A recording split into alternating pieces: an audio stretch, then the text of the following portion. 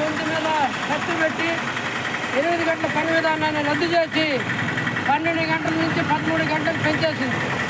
ఈ దుర్మార్గం మోడీ చెప్పినాడని చెప్పి కార్మిక హక్కు చట్టాలను రద్దు చేసిన కారణంగా ఇది ఈరోజు తీసుకొచ్చి కార్మికుల్ని నష్టం చేస్తున్నారు. ఎప్పుడో కార్మిక వర్గం చికాగో నగరంలో పెద్ద పోరాటం చేసింది. రష్యాలో సోషలిజం వచ్చిన తర్వాత 1917లో ఈ 8 గంటల పని విధానం అమలు చేసింది. అప్పటి నుంచి ఇప్పటిదాకా కార్మిక వర్గం అనుభవిస్తున్న 8 గంటల పని విధానాన్ని ఈరోజు కాలరాస్తూ కార్పొరేట్లకి సేద్యం చేయడానికి కార్పొరేట్లకు చేతిగాలాగా ఈ చంద్రబాబు నాయుడు ఆ మోడీ వ్యవహరిస్తున్నాడు.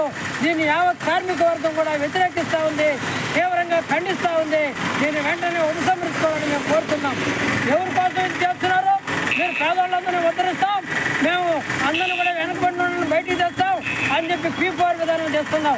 ఈ P4 విధానం చేసుకొచ్చి మేమేదో బంగారు కుటుంబాలని ఆదర్శ కుటుంబాలు తీసుకొని వాళ్ళు ఉద్ధరిస్తా అని చెప్తారు. నువ్వు ఈరోజు 13 గంటల పని విధానం చేస్తే వాళ్ళ బతకాలన్నా చావాలన్నా అని చెప్పి నేను అడుగుతున్నా.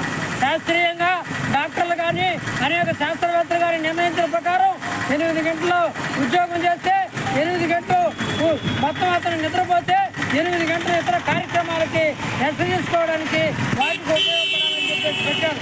కానీ దాన్ని ఈరోజు పూర్తిగా ఇచ్చేస్తూ కార్పొరేట్లకి పూర్తిగా ఊడిగం చేస్తున్నారు.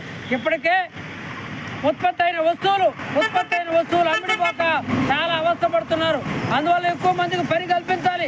ఈరోజు చైనా లాంటి ఆదర్శమైన దేశాల్లో 2 రోజులు లీవ్లు ఇస్తున్నారు. 5 గంటలకే మొత్తం 4 గంటల వరకే డ్యూటీ ఉంటా ఉంది.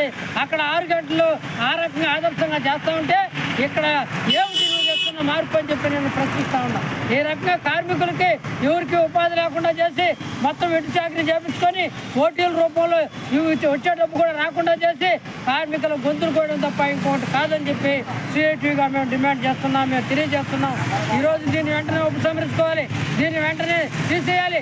లేదా ఒప్పుకోవాలి కార్పొరేట్ జీతగాడివా, లేకపోతే ఈరోజు కార్మికుల పక్షాన కార్మికులకి ఏదైనా సహాయం చేసేవాడు చూడాల్సిన అవసరం ఉంది.